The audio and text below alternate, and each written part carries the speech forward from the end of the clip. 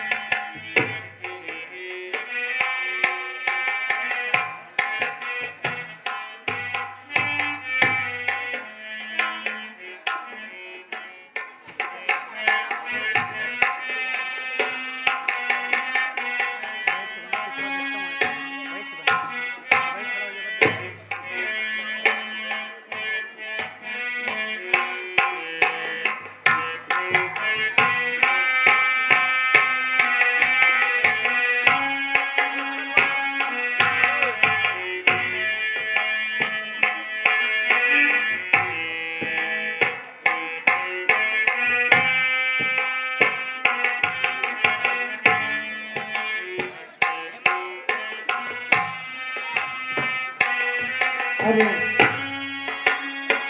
मेरे बचपन के मित्र निषाद राज, तुम क्यों दूर खड़े हो? आप तो मेरे मित्र हो।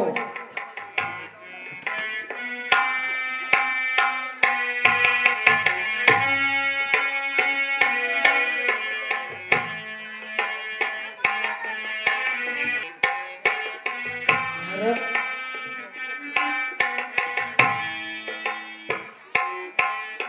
भैया भरत, तू क्यों रो रहा है? तू यहाँ कैसे आ गया? भैया अयोध्या को छोड़ करके यहाँ कैसे आ गया? तू ठीक तो है ना? अयोध्या का क्या हाल चाल है? यहाँ की प्रजाओं का क्या हाल चाल है? पिताजी का क्या हाल चाल है? अरे भरत, तू रो क्यों रहा है? बता, बता तुझे क्या हुआ? पिताजी कैसे हैं? भैया मैं क्या बताऊं भैया? क्या हुआ? पिताजी इस दुनिया में नहीं है भैया।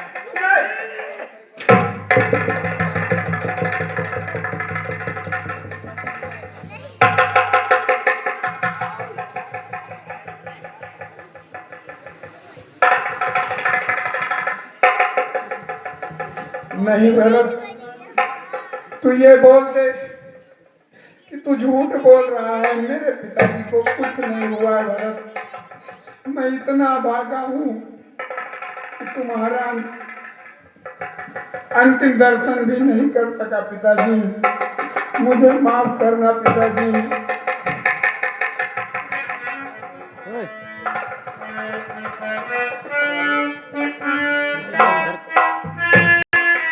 अनाथ हो गए भैया। हाँ भैया, हम सब अनाथ हो गए, हम सब अनाथ हो गए।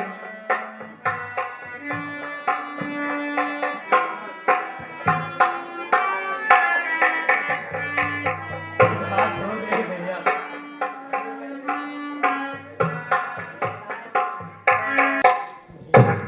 अरे भाई, तुम्हें इस तरह से यहाँ नहीं आना चाहिए।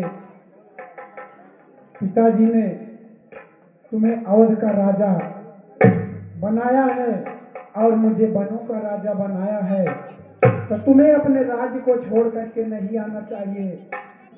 जिस राज्य में राजा नहीं होते, वहाँ की प्रजा का दुख और संकट कैसे दूर होगा? वहाँ की सीमाएं सुरक्षित नहीं होती हैं। आपने बहुत बड़ी गलती किया है जो अयोध्या को छोड़ करके यहाँ आ गए। भैया जैसे मंदिर बहुत अच्छा हो, अगर उसमें भगवान प्रवेश करे तो मंदिर के अरे भैया भरत, विपत्ति के समय धैर्य से काम लेना चाहिए। तुम इतना अधीर न हो, इतने अधीर न हो। भैया मैं आपसे कुछ कहना चाहता हूँ। कहिए भरत, क्या कहना चाहते हैं? मैं आपको क्षमा मांगता हूँ। माता तो बदलती ही है भैया, उसके लिए मैं क्षमा भैया।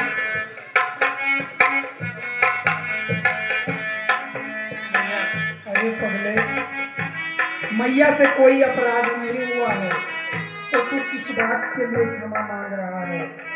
माँ माँ होती है, वो अपने बच्चों को चाहे दुलार करे चाहे दंड दे, माँ तो माँ होती है ना। मेरी बात सुनिए भैया। माता से जो अन्याय हुआ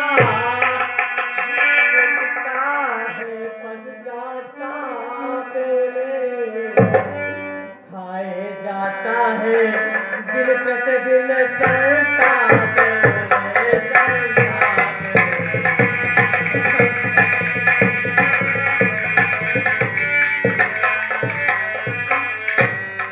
फल मिला पाप आप उन्हें, देखिए अंग हुआ काला, इस पाप कालिमा के कारण मुखड़े का रंग हुआ काला।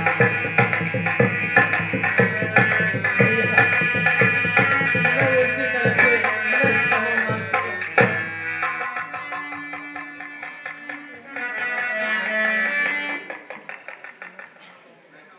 नहीं बेटा राम,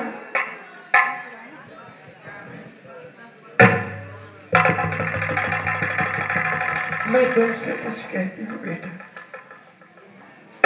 मैं नहीं जानती थी तुमको, तुम ऐसे हो, तुम मेरे हो। का संग्राम में बिना गंभीर हृदय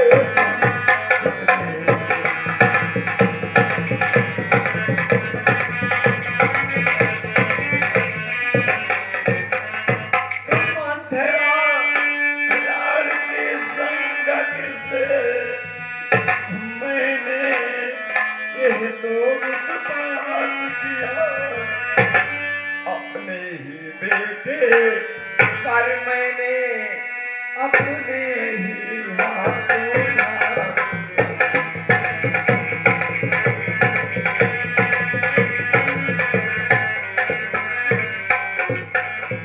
कौशल्या तेरा राम नहीं, वो मेरा ही बेटा है, मेरा ही तो वन धन है मेरा ही।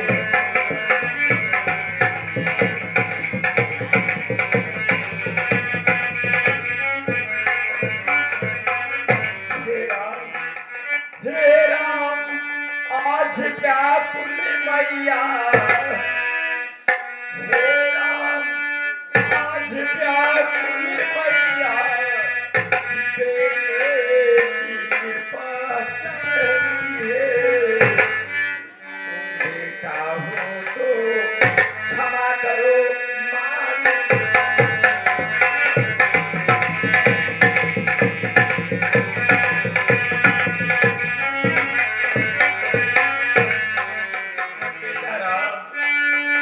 जो मुझसे गलती हुई है मैं तुमसे क्षमा मांगती हूँ। आप यदि मेरे लाल हो तो मुझे क्षमा कर दो, क्षमा कर दो, क्षमा कर दो बेटा।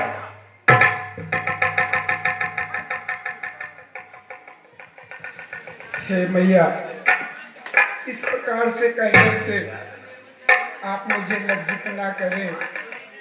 आप ये अधिकार हो चुकी हैं, क्षमा तो पिताजी से मिल सकती थी, लेकिन जो अब इस दुनिया में नहीं है, मुझे क्षमा करें मैया, आपसे कोई अपराध नहीं हुआ है।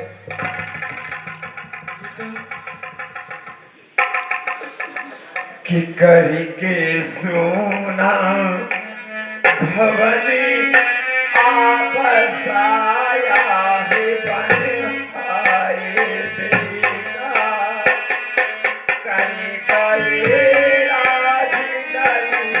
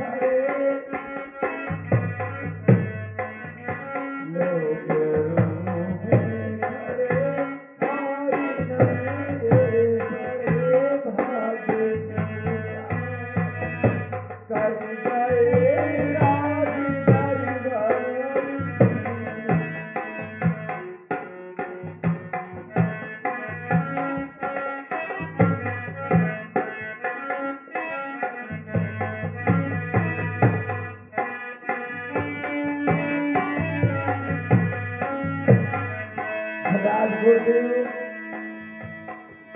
जिस प्रकार से हो तुम राम को समझो और इन्हें अयोध्या के लिए वापस ले चलो। पुत्र राम, गुरुदेव आप मुझे आशीष दें, पिताजी के द्वारा दिए गए वचनों को मैं पूर्ण कर सकूं और मेरे भाई भरत को समझा बुझाकर वापस अयोध्या के लिए भेजिए, जिससे कि वहां का राज्य का कारभार ये देख सके और मैं 14 वर्ष का अल्प समय व्यतीत करके वापस आ जाऊंगा। हे राम, मैं तुम्हारी कर्तव्य निष्ठा और भरत के निश्चल प्रेम को देखकर स्वयं कर्तव्य में विमोह हो रहा हूँ। मैं खुद ये नहीं समझ पा रहा हूँ कि मैं कौन सा फैसला करूँ। हे गुरुदेव, आप नीति और धर्म के ज्ञाता हैं, इसलिए भरत को समझाइए।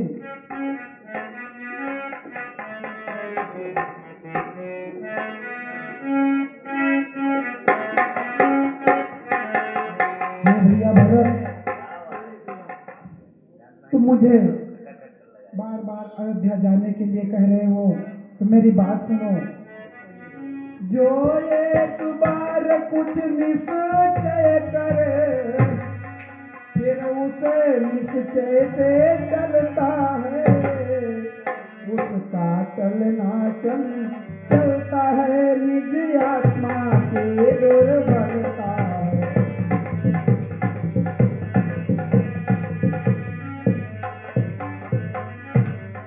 वनवास हमारे लिए एक अच्छे पद पर पहुंचाता है, राज तो चीज के आगे ये मार्ग बड़ा सुखदाता है।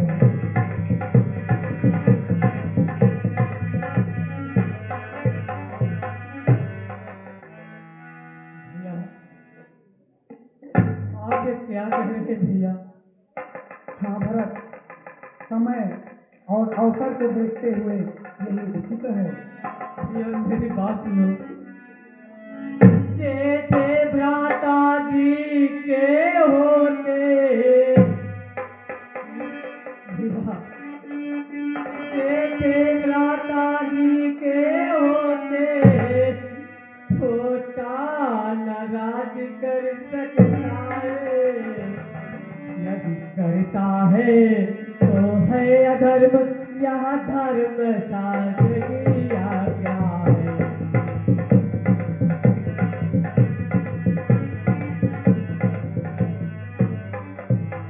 यदि बात धर्म अधर्म की है तो कर्मशील क्या कर्म करे, हे भाई आज्ञा देते हो ये भाई भरत अधर।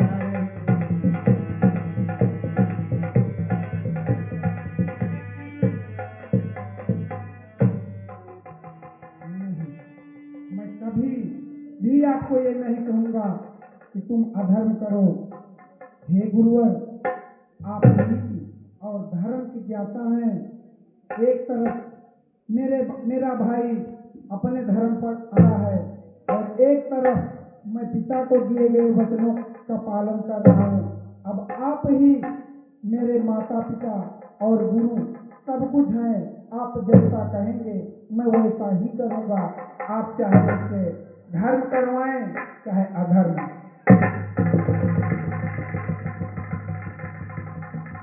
हे राम, जिसके पिता भूमि तो क्या देवासुर संग्राम तक को जीत के अपने कर्तव्य का पालन किए हो और आपके पिता अपने वचन का प्रण निभाने के लिए अपने प्राण त्याग दिए और उसका ज्येष्ठ पुत्र आप स्वयं राम अपने पिता का वचन का पालन के लिए स्वयं 14 वर्ष के वनवास के लिए निकल गए।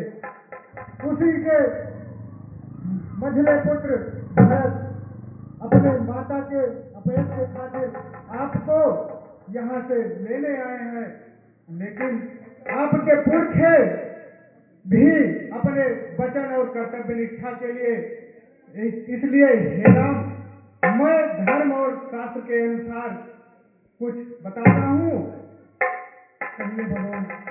हे राम, यदि भरत आपको ये बिना नहीं जा रहे ऐसा कहते हैं तो आप अपनी चरण पादुका भरत को दे दीजिए, जिससे वह उसे सिंहासन पे विराजमान करके राज्य का कार्यभार चला सकता है।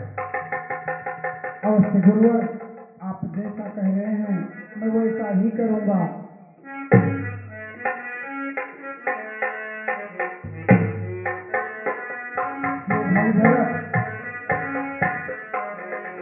ले जा हमारी भरत भैया, ले जा हमारी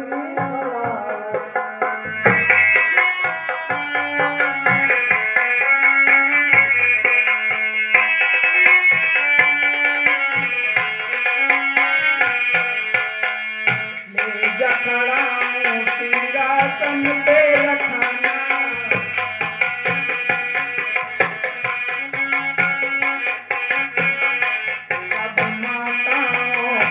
आदर करना,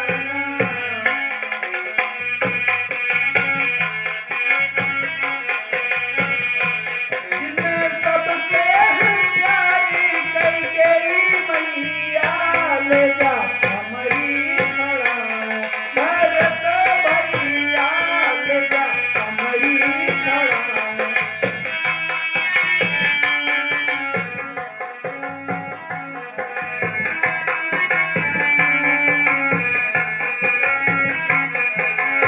चौदह वर्ष बीताई बना औबे,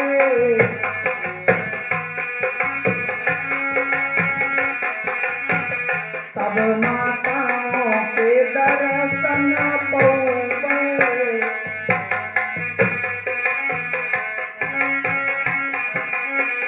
कतई रहना हमारी रहिया, ले जा हमारी खड़ाओ भरत भैया, ले जा हमारी खड़ाओ।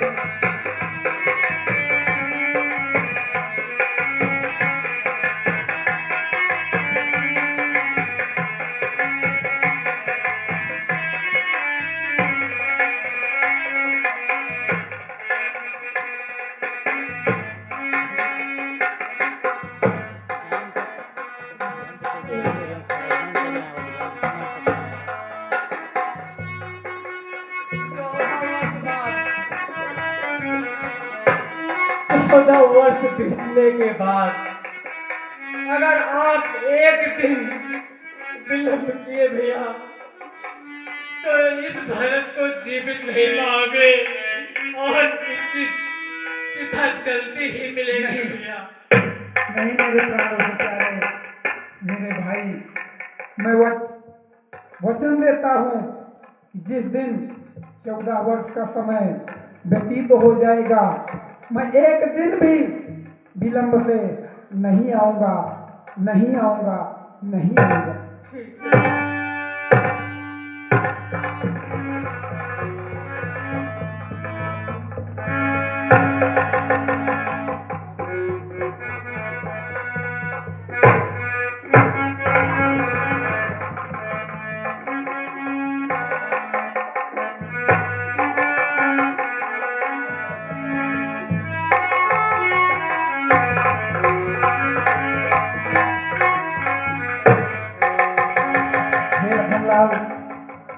कहिए भैया, यह अयोध्यावासी इस स्थान की जानकारी प्राप्त कर चुके हैं।